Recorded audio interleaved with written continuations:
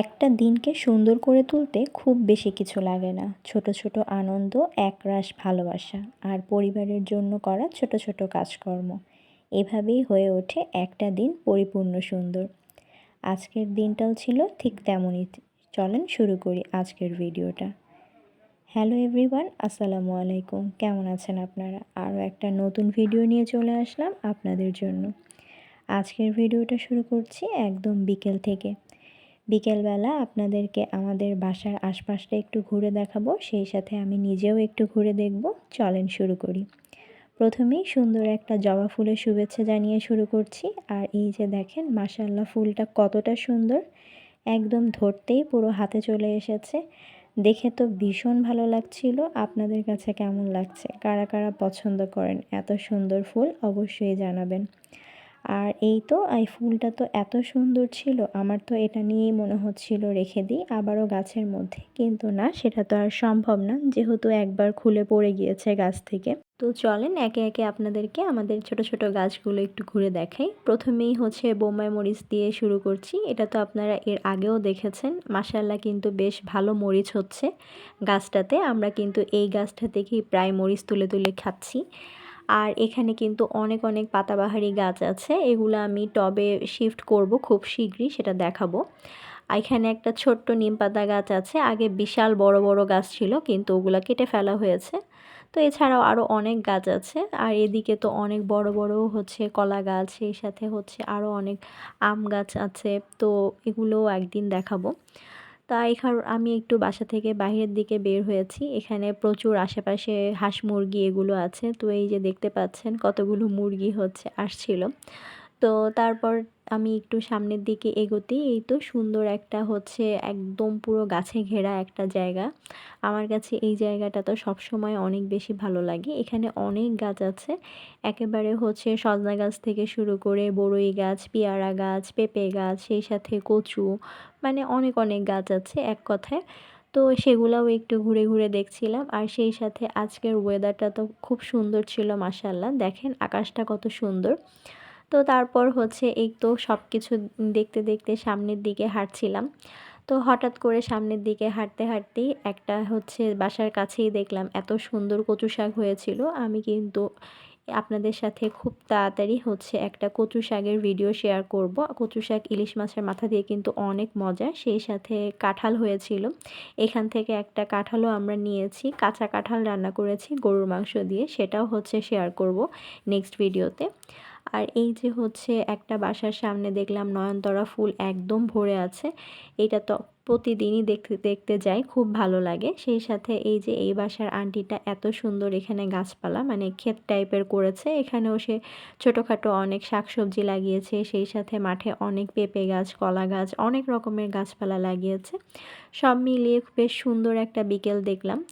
তারপর বাসায় চলে এসেছি। আর বাসায় ঢোকা মাত্রই তো ছেলে আমাকে হচ্ছে নসিলা আর সেই সাথে ব্রেড হাতে ধরিয়ে দিল, তাকে নাকি এখন নসিলা দিয়ে ব্রেড রেডি করে দিতে হবে। আর এদিকে হচ্ছে আমও নিয়ে আসলাম, যে এখন আম কাটবো। উজারকে বলছিলাম যে আম খেলেই তো হয়ে যায়, কিন্তু না, যতক্ষণ পর্যন্ত নসিলা আর সেই সাথে পাউরুটি বাসায় থাকবে তাকে তো সেটা খেতেই হবে, কারণ এই খাবারটা তার ভীষণ পছন্দ। সব বাচ্চারাই হয়তো বা এইটা অনেক পছন্দ করে। তো যাই হোক, তারপরেও আমি সাথে একটা আম কেটে নিলাম, যেহেতু এখন আম বাসায় মানে আছে, তো আম তো খেতেই হবে। আর আম কিন্তু আমার অনেক পছন্দ, উজায়েরও পছন্দ করে, কিন্তু ওইটা সে একটু বেশি পছন্দ করে। ওইটা থাকলে পরে আমটা পরে খেলেও হবে, এরকম একটা।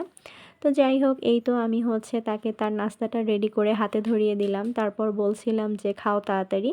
তো এই তো সে মজা করে হচ্ছে নাস্তা খাচ্ছিল। আর এদিকে আমটা দিলাম, বলল যে এখন আম খাবে না। পরবর্তীতে ওকে আমি আম কেটে দিয়েছিলাম, আর এখন এই আমটা আমি বসে বসেই খাচ্ছিলাম। আমটা বেশ মজা ছিল, অনেক বেশি মিষ্টি ছিল। তারপর এই তো মজা করে নাস্তা শেষ করে একটু হচ্ছে বসে রেস্ট নিচ্ছিলাম, কারণ একটু পরেই হচ্ছে রাতের রান্নাবান্না শুরু করব। তো সেটাই একটু চিন্তা করছিলাম কি করা যায়। তো তারপরে হচ্ছে আরও টুকটাক কিছু কাজ সেরে নিলাম, এরই মধ্যে সব কিছু মিলিয়ে এই তো চলে আসলাম রাতের রান্নাবান্না নিয়ে। আম্মু এদিকে বলছিল যে গরুর কলিজা ফ্যাপসা এটা রান্না করার জন্য। এর আগেও কিন্তু হচ্ছে আরও একদিন রান্না করা হয়েছিল, এটা কিন্তু কোরবানিরই। তো সেটার জন্যই সব কিছু রেডি করে নিয়েছি। আমি এখানে একদম বেশি করে পেঁয়াজ কাটতে বসে গিয়েছি। একটু বেশি করেই পেঁয়াজ দিব। আর এই এতগুলো পেঁয়াজ কাটতে গিয়ে আমার কিন্তু নাকের পানি চোখের পানি পুরো একাকার হয়ে গিয়েছে। তো যাই হোক, রান্নাবান্নার জন্য সব কিছু রেডি করে নিয়েছি আর এখন বিসমিল্লাহ বলে চলে আসলাম রান্নাটা শুরু করতে। খুবই ঝটপট করে রান্নাটা করে নিচ্ছি। কারণ আম্মু বলছে যে কোনো সময় কিন্তু কারেন্ট চলে যাবে, যেহেতু সন্ধ্যা হয়ে গিয়েছে। আর আমাদের এত পরিমাণে কারেন্ট যায়, মানে সন্ধ্যা থেকে রাত পর্যন্ত না হইলেও 3-4 বার তো কারেন্ট যাবেই। এ কারণে খুবই ঝটপট করে আমাদের কাজগুলো করে ফেলতে হয়। কারণ কারেন্ট চলে গেলে গরমে একদম পুরোপুরি সেদ্ধ হয়ে যেতে হয়, তখন আর কিছু করার মতো অবস্থা থাকে না। তো এই কারণেই ঝটপট করে আসলে কাজগুলো করে ফেলতে হয় আমাদের সব সময়। এই তো যেই ভাবা সেই কাজ, মানে মশলা কষাতে কষাতে শেষ না হওয়া পর্যন্ত তার আগেই দেখলাম কারেন্ট চলে গিয়েছে। তো কি করব, তার মধ্যে অন্ধকারেই কাজটা করেছি, যেহেতু রান্না অলরেডি শুরু করে ফেলেছিলাম, তো সেটা তো আর বন্ধ করে দেওয়া যায় না। এই কারণেই রান্নাটা করে ফেললাম। আর ততক্ষণে রান্না প্রায় শেষের দিকে কারেন্ট চলে এসেছে।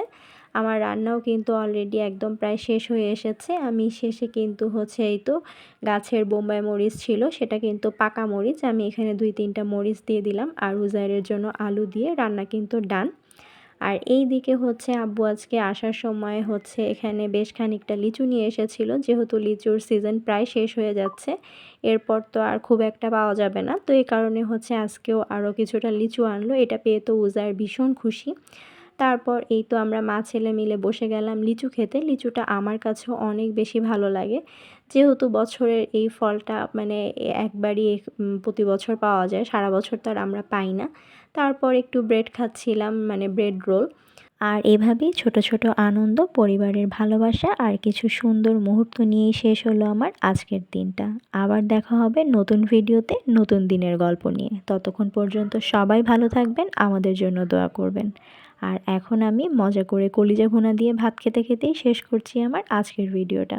ভালো থাকবেন সবাই। আল্লাহ হাফেজ। আসসালামু আলাইকুম।